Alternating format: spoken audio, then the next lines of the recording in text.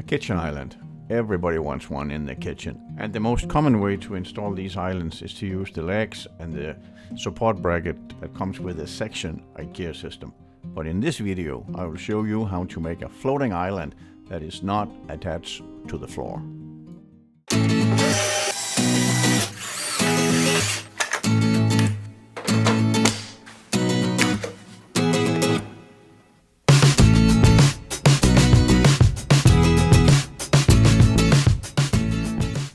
First things first, materials. Apart from the cabinets that you're putting into your island and the panels that goes on the sides, we will need some 2x4 and we will need some small adjustable legs and some screws to tie the frame together. When you pick up your 2x4s, make sure that you get some that are fairly straight, otherwise your whole frame will be skewed when you put it together, and we would like it to be fairly flat. This is the legs I picked up. I got them from Home Depot, and you can have many variety of legs as long as you can adjust them individually. That is important because your floor will not be horizontal. So you need that ability to adjust each leg separately.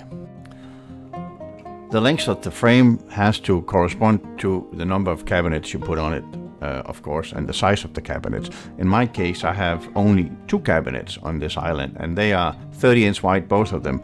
So I built a frame that is just short of 60 inches long, because I definitely don't want it to be too long.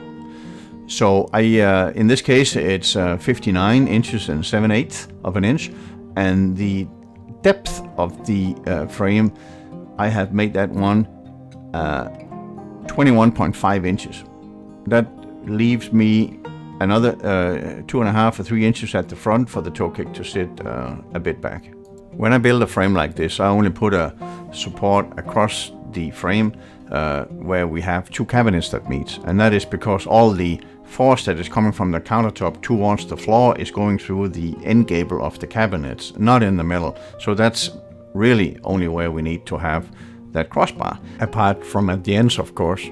And for the same reason, that is where I will be putting my legs for the frame. The legs I'm using are very easy to install.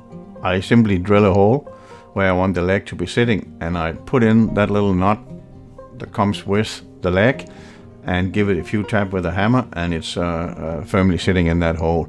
Make sure to make the hole deep enough to host the whole length of the leg.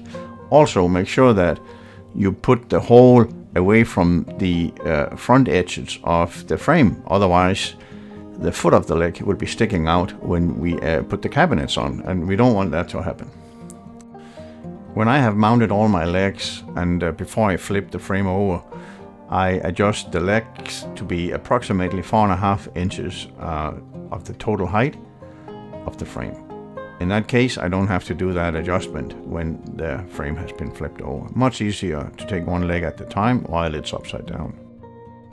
And that is pretty much it. Now you can flip the frame around and you can attach your cabinets on top of it. I always attach the cabinet to each other before I attach them to the frame. So if I have 2, 3 or 4 cabinets on an island like this, I connect them together before I secure them with a few screws into the frame. And here it is, the final result with panels attached. You may wonder why I have 1/2 inch or so down to the floor, but that is simply because I need room to get a little spanner in there to adjust my island in case I'm shifting it around in my kitchen. And if you leave the panels running to the floor, you don't have that option. And here you will see the toe kick. I did not use the toe kick from Ikea. Instead, I took a piece of panel and I cut in the required length, and I cut it to height so it matched the distance that the panels are protruding from the bottom of the cabinet towards the floor, as you can see right here, so they line up nicely. That's it for now. I hope you enjoyed this video, and I truly hope that you will subscribe to my channel as well. Thank you so much.